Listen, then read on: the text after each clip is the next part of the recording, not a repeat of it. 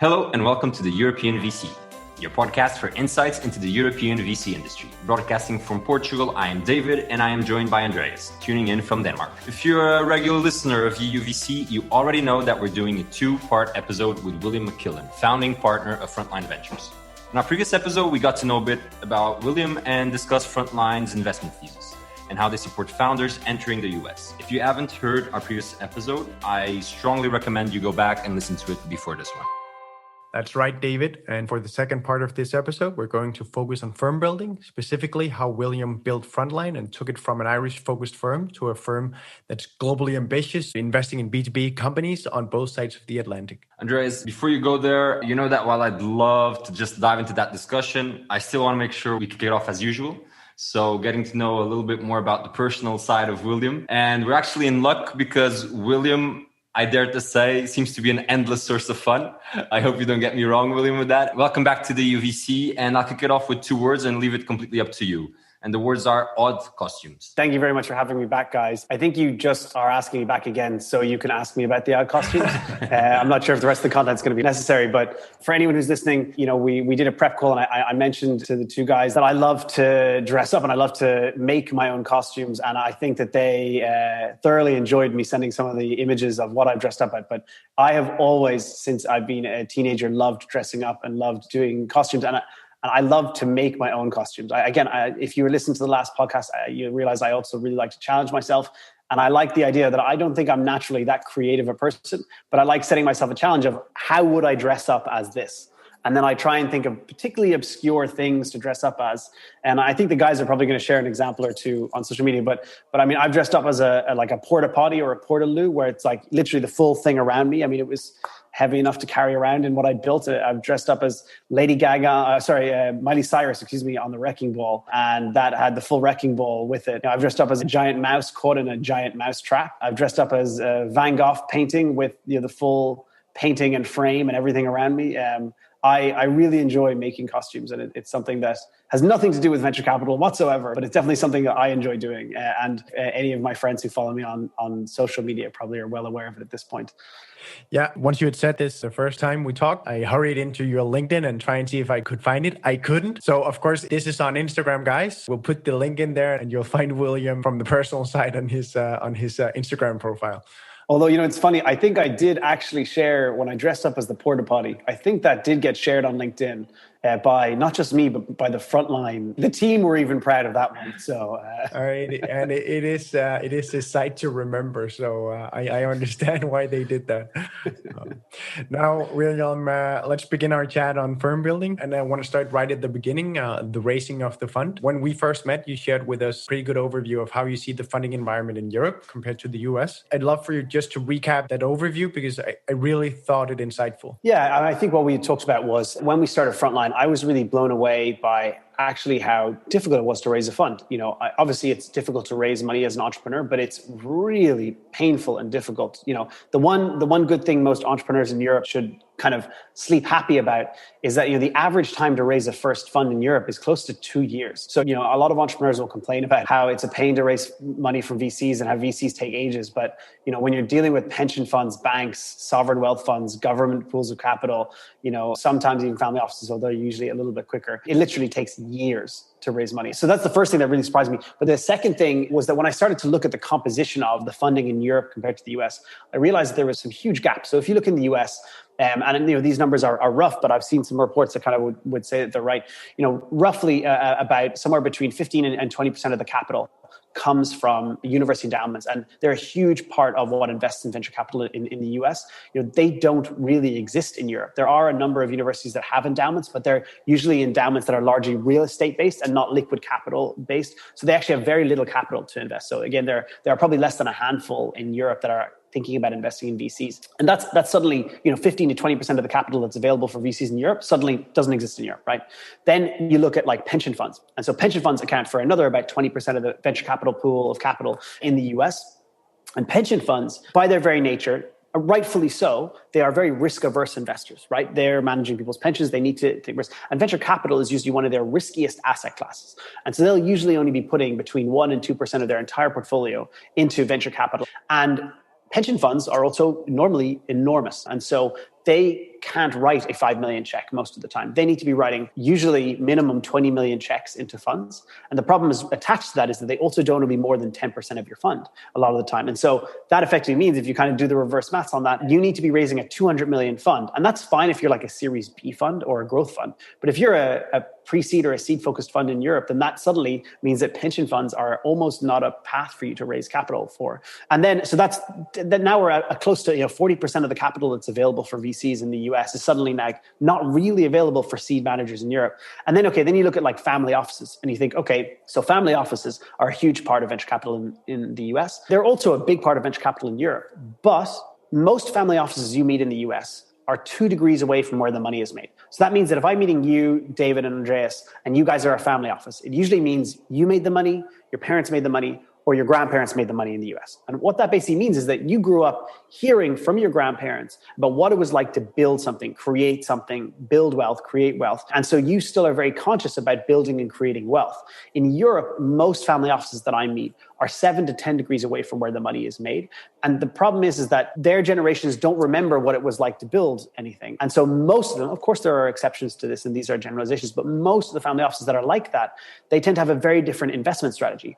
Unlike in the US, where it's about a capital creation investment strategy, in Europe, it's a very much family offices have a capital preservation strategy, where they're focused on making sure that the amount of money they have stays the same for them and their kids and their kids' kids. And so again, that rules out a lot of the bigger family offices in Europe for venture capital. So suddenly, the 3 of the biggest investors in venture capital in the US, the places that if I'm a VC in the US and I'm trying to raise a fund that I'm going to go to, those don't exist in the same way as Europe. And a lot of people critique people like EIF as being very bureaucratic and slow at times. But the reality is that EIF has really driven and saved a lot of the European ecosystem because this was a really old article, but the only estimate I've ever seen was that the economists thought that 40% of venture capital funding in Europe came from governments, and probably about half of that was from EIF, I think. And so realistically, governments have stepped in. Now, what comes with that is often restrictions on geographic investing and other things. But, if it hadn't been for some of those government capital, whether it's like an EIF or different individual governments investing, I think the European ecosystem would not have been able to scale as fast as it has over the last 5 to 10 years. And, people might critique it, but I am incredibly grateful for the whole European ecosystem that capital has been available, because if you look at the top 100 managers in Europe, I guarantee that at least, I would say over 95% of them at some point took money from the governments in Europe. And that probably was like right at the beginning as well, when they were just raising their fund. Sorry, it's probably a very long-winded answer, but there is a big difference. I think the good news for people who are raising managers now is that historically Europe did not have strong venture returns. And that is definitely clearly changing. There are plenty of managers across Europe now who are showing returns across multiple funds. And so once we start to show better data in Europe, that will change these large institutional investors' focus, and they'll want to get into that asset class. And so I think that that's the positive, is that this government capital has allowed a lot of these funds to start, prove that they can show good returns, and then we're going to start seeing more institutional capital come in. And we're definitely already starting to see some of that compared to what it was when we started kind of 8 years ago.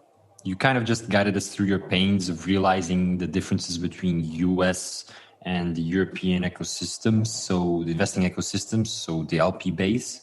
So I'd like to ask, from a policy perspective in Europe, what do you see as the future? How can we then counteract these limitations of the European region? Yeah, well, I think, look, realistically, while I said pension funds are more hesitant to invest in Europe, there are tons of pension funds and with tons of capital. And so if they can start to see the returns coming from the European ecosystem, they will start to move more of their capital towards venture, especially in this super low interest economy. They need to show returns, and they need to probably take more risk if they want those returns now, because interest rates are so low. And so venture capital is going to be one of those asset classes that will benefit from that. I think, again, family offices that have a capital preservation strategy, once they see that the VC ecosystem is performing, if they want to be more risk averse, they can invest in some of the new fund of funds that are investing in VCs, right? And that's a much more risk averse way, where your investment will be spread across multiple VC firms. And then those fund of funds can then take more risk across their investments in the VC fund. So I think we are seeing changes. We're also seeing a lot more international capital. So, when I spoke to a lot of the VCs when we were starting, almost all of them had capital from their own country, mostly,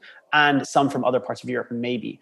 But now we're seeing a lot of LPs come in from Asia, from the US, looking to get access to the European ecosystem. So I think for managers starting now, it is definitely a much better place than it was 8 years ago to try and raise it. The difference, though, is that there's a lot more funds. So it's a more competitive environment to try and build your brand and to build your business. But it is an easier ecosystem. And, the famous phrase, standing on the shoulders of giants. Frontline was able to raise our fund because other funds in Europe had have proven that venture capital at least can exist in Europe, right? And then, hopefully funds like Frontline and others who started around the same time as us can show good enough returns so that new managers starting now won't have to prove that you need to be an outlier to show good returns in Europe, that actually, it is possible to generate good returns across different ecosystems in Europe. Coming back to my original scripted question, I was actually thinking of our first guest, Mark Lorman from Vesalius. And it's a bit to your point of family offices. He was sharing with us, that he ran across very different kinds of LPs doing fundraising. Some are in it just for the returns, while others are actually motivated and excited by the investment thesis. So Mark actually shared a story of an entrepreneur from a different sector, not life sciences, but that as a former entrepreneur got excited. And I'm curious to know what has been your experience on this front and how do you make the most out of your LPs, meaning ensuring they are active players who contribute to the fund? I'd say that there's different ways that a VC can add value. So, we have a family office. They're a self-made billionaire. They built a huge company in Europe. They are enormously connected and have on many occasions helped our portfolio get access to the industry that they've built in their company. And we also have a large corporate who, has been able to support it as a customer. So they become a customer of at least 5 or 6 of our companies now. And then, on the flip side, we also have 2 pension funds as investors. And in their case, they're less strategic in their value add, but they're just really professional in how they require us to report, how they require us to fundraise from them. We understand the expectations about when we need to fundraise, the process we need to do. And that's great from our side. That's a huge value add to us as a fund to know that they can write big checks, they're reliable, they're going to be there for future funds, assuming we can perform, and that we know the process to raise capital. Family office often, they make their decisions on the day sometimes. And so you might not know if they're going to be in the next fund until you get there and you ask them. Whereas with the pension funds, stuff like that. So there are different ways I think that LPs can add value. It's not all about adding value to the portfolio. Sometimes they can add value to just the structure and the reliability of your fundraising. He is absolutely right in his answer that different LPs are looking for different things. Not all of them are just looking for pure returns. Some are looking for you to encourage an ecosystem in it, whether it might be in multiple geographies or a specific country. Some are looking for you to share information about what you're seeing in certain sectors. So like, the corporate that is an investor in us is a large financial services firm. They want us to make sure that we keep them updated about what's happening in the financial services sector as far as the trends that we're seeing. So there are different things that LPs want. At the heart of it, nobody invests unless they think they're going to get some level of return. And then I think it's the level of return expectation can vary across different types of investors. And I think if you're trying to raise a fund, you should try and have a balance across the different investors that you have, because times will change. Markets can change, and having different types of investors, whether it's, one might be a bank or a pension fund or a family office, having a spread of different investors gives you some level of kind of, diversification against something that might pull certain categories out for future funds. William, now I really want to shift focus from the LP side to the VC side. And I want to kick us off with the statement you've made in a former chat of ours, which really cracked me up. And that's when you, and I have to say quite bluntly said, let's face it, many VCs go into VC to retire. It's a pretty bold statement. David and I have been talking about it afterwards and have agreed that at least partially, we have definitely seen that in the sense that we often see VCs not being very interested in the firm building part of the business. Would you take us through your thinking and why you said what you said? First of all, very glad to always be able to crack you up, Andreas. That's a positive. When we started Frontline, I was 27. And so I was probably on the complete opposite end of the spectrum. I think I was the young, I'm pretty sure, at least I haven't heard of it since there's been younger, but at the time, I think I was the youngest partner of a VC fund in Europe. And so I was on the complete other stark end of that, where so many of the other partners I was meeting were people who had pretty much finished their careers and planned to do a fund or two before they, fully stopped working. And, the reason why I think a lot of people go into venture capital, we talked about on the last podcast, there is an enormous amount of ego boosting and self-actualization. Realistically, when you become a VC, you get to constantly meet all these people who are lifting you up mentally and trying to enthuse you every day on their ideas.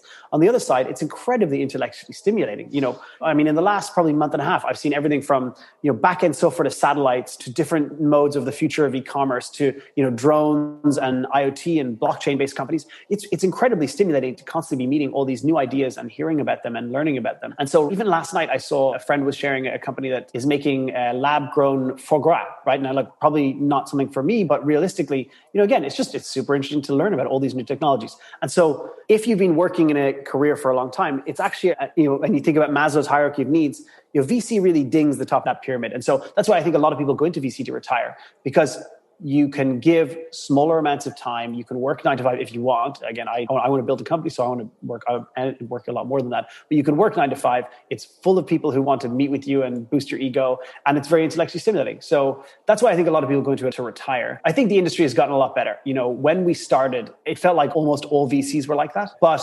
now, there have been a lot of great new managers that have started, particularly at the early stages across Europe. So I think that used to feel like it applied to 85% of VCs partners that I met. I think now it probably applies to maybe 30 to 40% of the partners that I meet. But it is still a big part of the number of partners that I meet that they're going into VC to semi-retire. But I see that as an advantage for Frontline, because I know that I and Will and Shay, we didn't do that, and realistically, Shay set up Ireland's very first venture capital fund back in 1992 called Delta Partners with another few partners. Realistically, he loves building venture capital. And, Will and I, we're both very young and we want to build something big. And so to us, the fact that a lot of other VCs are going into VC to retire is great, because it means that we can innovate, we can do different things, and then they can try and follow that or copy it, or can keep doing what they're doing, and we'll have an advantage. So I see it as a good thing. Couldn't agree more. To the point of firm building, Liam, if I understand correctly, you believe VCs should be more rigorous in their use of data. And we know that you're quite strategic in how you use data to find deals. Could you elaborate a bit on this and explain why your approach is different from other VCs? And forgive me for being a bit provocative here, because, they all will obviously say they use data. So my question is really, why are you different? How are you using data that no one else is actually using? I was part of a thing called the Kaufman Fellows. So any of the VCs that are listening, maybe this is a bad way to describe it, but it's kind of like a part-time MBA but that's super focused on venture capital. Highly recommended for people who are thinking about it. But when I was part of it, we had all these really great top-name big US VCs coming in. And so often they would talk about how they base their decisions on their gut. They can look at data, but it's their gut. And they'd so often say that, and I feel like often calling semi-bullshit on that, because realistically in venture capital, we have a luxury where there is information arbitrage and time arbitrage if you get to a deal early. And I think a lot of them live on that, not that their gut instinct is right. And this has been proven in most other investment categories where data has become more open and transparent, that gut is the wrong investment strategy and algorithmic trading is the right investment strategy over a consistent period of time. And so I think that we should try and use much more data. Now, later stage investors already do use a lot of data, right? Growth stage investors, because they have a lot of data to access and to be in front of. But where we invest, as I mentioned, 80% of our investments are pre-revenue. And so because 80% of our investments are pre-revenue, that means there's usually no traction in 80% of the companies we invest in. So I think the challenge we had was, what data do we use? So what we do is we use data to try and find companies. I would say still a lot of our decision is how we think about the people. And there is unfortunately still a large element of our opinion and gut that goes into that. But when it comes to data for finding companies, we are constantly looking for new ways to find data. There's a number of different things we track. An example is, we are scanning tens of thousands of LinkedIn profiles on a weekly basis to see who is changing their titles to co-founder, founder, etc. And we will get alerts. We have a system that gets alerts for that, and we'll check to make sure, are these people coming from interesting companies, starting new companies? We should be aware and figure out what they're doing. There's a company we just invested in, we're just about to invest in, should I say, so I probably can't say the name of the company. We got aware of that company because we saw that the number of GitHub stars was rising really fast. They hadn't even registered a company properly yet. So, there are always going to be ways that we can try and spot data. I think in consumer companies, there's lots of ways. For B2B, where we target, we're trying to find new ways. There's some. But again, I believe that data is an advantage. Most people don't use it. So if you're a VC in Europe, if you're wanting to set up a new fund in Europe, you should be trying to think about what are the ways you can use data to your advantage. Because again, a lot of the people just don't do that. And so it gives you an edge over other VCs. Very interesting, William. I'm very interested in knowing more about how VC firms try and develop their internationalization of the firm. How do they make sure that they get deals from outside of their own geography? Many, of course, employ scout programs, some more sophisticated than others. What is your take on this, and how do you do it yourself? So when we started Frontline, we were very much seen as the Irish VC, 3 Irish people. Even though I wasn't based in Ireland, it was 3 Irish people starting Frontline. And so it took a long time to get people to realize, hey, we can invest across Europe. We don't have to just invest in Ireland. So there were a number of different ways. I think the first thing that we needed to do is to try and figure out, again, going back to the last question around data, we needed to figure out what were we seeing versus what was happening, right? And so we looked at all the deals that were being announced in different geographies around Europe, and then we were looking at what are we seeing. And so we decided we would first try and target the UK. And what we realized was that after 3 years of Frontline, we were seeing about 20% of the deals that were being announced in the UK, which to us was like nowhere near where we wanted to be. In Ireland, we see about 95% of the deals that get announced. So in the UK, when we first started measuring this about 5 years ago, we were seeing about 20% of the deals. And so we specifically looked at, okay, well, what are the deals that we're missing? And we noticed straight away that a number of them were ones that were spinning out of universities. So we started building relationships with the angels who focused on those different universities, on the different university spin-out offices or innovation offices, to make sure that we hear more about what's coming out of there. We also saw that certain funds were ones where we just weren't seeing any of the deals that they were doing. And so we thought, okay, we need to build better relationships with those funds so that they might share stuff. So we started sharing stuff with them. They started sharing stuff with us. And we've now got one of the funds in particular, I won't mention specifically, but we now have 3 deals with that fund from that strategy. And so I think that that's the first thing is that, again, going back to using data, by using data, we were able to see actually what are we seeing, where are our gaps? And then that allowed us to develop strategies to fill those gaps. Different gaps require different strategies. You mentioned a few of them, like scout funds is a potential strategy, doing content. So, you guys, I would hope, have a great audience in Europe, and that will help us, make sure we see more things in Europe. I would say also doing deals in certain ecosystems helps a lot. So we actually see quite a lot from the Portuguese ecosystem, because one of our early investments was a company called James, or it used to be called Crowd Process. And they were well known in the ecosystem. Their team and the founders often sent us great deals from there. I was often going to the ecosystem. And, that kind of is a positive circular thing as well. But without listing, there's probably about 10 to 20 different strategies. Maybe I should write some sort of blog post on it. But there's probably about 10 to 20 different strategies that we use to fill those gaps when we see that there are gaps. And we're constantly doing that. I'd say where we are now is we see about 95% of what happens in Ireland. We see about 75% of the deals that are announced in the UK this is for B2B below Series A deals. When it comes to the rest of Europe, we're still only seeing about 25 to 30% of the deals that are announced. And, we want to try and get that higher, closer to kind of 50 to 6% across whole Europe over the next few years. And that's at least our goal. And again, this kind of goes back to company building. It would be super easy for us to say, look, we see 95% of what's in Ireland and 75% of the UK. We'll just do those deals. But our ambition at Frontline is to build a global firm. We want to make sure that we're seeing all of the best deals, because we very strongly believe great companies can come from anywhere, whether that's Dublin, Copenhagen, Lisbon, Paris, Berlin, London, wherever that is. And we want to make sure that we at least have the opportunity to meet those founders and potentially invest in them. If we don't invest in those great founders, then that's on us for making the wrong decision. But if we don't even see the founders and get a chance to invest in them, well, then that's just a wasted opportunity for us. Yeah, that's I love that. And you just said something that might just get very close to what I'm about to ask, because we want to round off our interview now with our final section. And since we've already done the quickfire with you, we want to do what we call a take a stand round. This is where we throw two opposing thanks. We'll throw 2 opposing views to you and ask you to take a stand. And William, as always, please be as opinionated as you can. That won't be hard for me, yeah. That's good. So the first topic, it's about developing your brand in VC. There are 2 schools, so to speak, those who swear to personal VC and those who swear to the firm brand. William, who's wrong and who's right? I very strongly believe, since you want me to take a stance, I am not sitting on the fence. I am like 20 feet right on one side of the fence. I have a very strong view that firm is the right strategy. Again, it probably goes down to, building a firm versus retiring to be a VC. Realistically, if I want Frontline to be a really global brand, I don't want me to have a huge brand. I don't want Will or Shay to have huge brands. I want Frontline to be the strong brand, because then we can not only have deals coming at the whole firm, but also we can also build talent in the firm. And, I remember, again, I realize this is the second time I'm quoting a random VC dinner. Your listeners are going to be thinking that just VCs will always just have dinner with each other. But I was at a dinner and we were having this debate, and there was 2 people who were like actively arguing that it should be personal brand first, right? And then I said, do you agree that Sequoia is one of the best firms in the world? And they both said yes. And I said, name one of the general partners. And neither of them could. Now, look, I can name some of them because we have a relationship with them. But actually, I think if you asked a table of entrepreneurs, they would often say, they'll throw out like, Benchmark, Lightspeed, Sequoia, a bunch of great US firms, right? And then you ask them to name a partner. And a lot of the greatest firms don't, right? Now, look, then you ask them the flip side and you say, do you know who Mark Suster is? Do you know who Brad Feld is? Do you know who, one of these big name VCs, right? And they will all say, yeah, of course, huge VC. I'm like, well, what firm do they work for?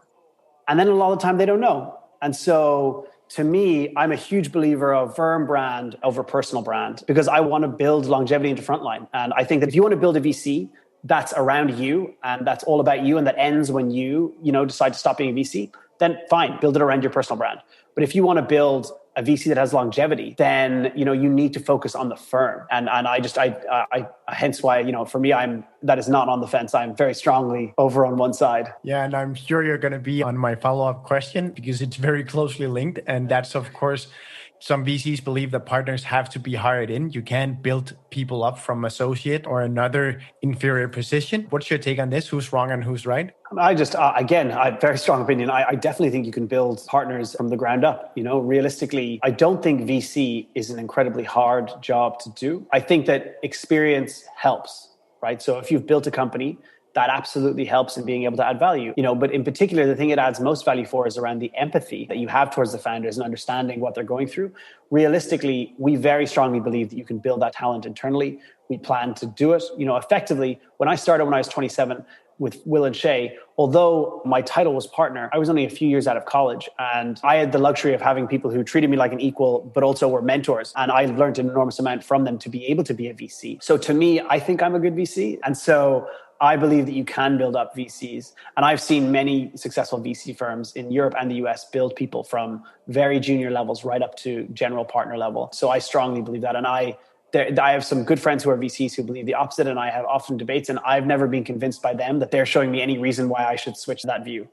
Have you, just to probe, have you ever felt that at some point in that discussion, they really wanted to give in and say, yeah, okay, so I'm really doing it for my ego, and that's why I think that this should personal brand? No, I think it's less about ego, at least the one that I've debated the most with this, and I won't name the person, but they're a great European seed general partner. He has definitely questioned aspects about it, but they don't come at it he definitely has like very low ego. So it's definitely not that. It's very much more around a general partnership requires you to be bringing roughly like certain things to it, right? And so there is a belief around everyone should be rewarded equally at the partnership level, and everyone should be inputting the same amount. And that also means contributing the same amount to the partnership, because we have to pay into the fund and so forth.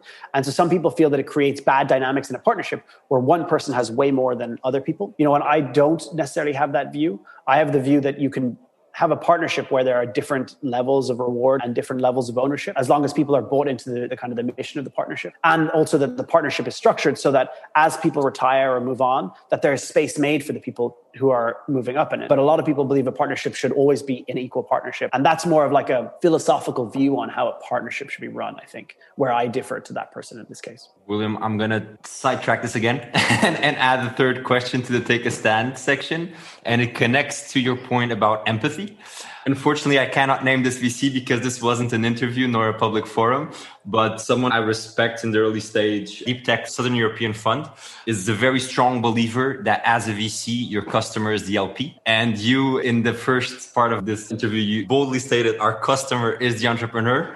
And so who's right and who's wrong? Yeah, we look, I think this is something we've debated heavily in Frontline, and we came to the conclusion many years ago that we want to design our offering for our entrepreneurs. And if we design the right offering for the entrepreneurs, the best entrepreneurs will come to us, and we'll be able to show great returns on top of those best entrepreneurs. And those great returns will then attract LPs, investors, to us. So we felt that if you look at it, we don't think it's a chicken and egg scenario, which one came first. We think that no, you need to be able to attract the best entrepreneurs to attract the top investors. Now, while you need money before you can invest in them, the reality is that I think most LPs that invest in a first fund, they don't have any track record to look at per se. And so they're really believing in that you can build something that can create that track record and those returns. And so my belief is, that you should be building a product for the entrepreneurs. I think that view, and again, I don't know who you're speaking about, but that view is a much easier view to have in a European ecosystem where there isn't enough LP capital and there's way too many entrepreneurs and not enough VCs. And so back in 2012, that view was probably correct if you wanted to be successful in venture capital. But now, the last 4 or 5 deals we've done in Frontline or looked at have had 5 to 6 term sheets. It's not good enough just being the same as the other offers of capital. So you need to develop a product offering that those entrepreneurs will want. And then on the opposite side, as I mentioned earlier, there is more and more LP capital coming into venture capital in Europe. And so, in the newer way of looking at things, I think that you have to be focused on the entrepreneur versus the LP. You still have to obviously deliver what you promised the LP, but Frontline is definitely driven by our product offerings for entrepreneurs. William, I think that we have to round our chat off as we're approaching every deadline that you can possibly approach. So William, thanks a million for our chats. It's been great to chat with you, and I really want to thank you so much for taking the time to do a 2-part episode with us. No, thank you very much, guys. I appreciate you Realizing very quickly on our prep call that I talk a lot, so you're probably going to have to stretch it to 2 calls. Very much appreciate it, and I hope it's useful for your listeners, and thank everybody for listening in. Thanks, William. Thanks a million. That was the end of our second and last segment with William. Today, we focused on firm building. If you haven't done it yet, don't forget to check out our previous episode with William about Frontline investment thesis and how they support globally ambitious B2B companies on both sides of the Atlantic. We had a great time talking with William McQuillan, founding partner of Frontline Ventures. Find William on LinkedIn if you would like to see more from him. Thank you for listening to this episode of the European VC, the go-to place for insights into the European VC industry. If you would like to hear more from us, visit theeuropeanvc.com. If you would like to suggest topics or guests for future episodes, please do reach out to us at LinkedIn or whichever medium fits you best. We are always there for you.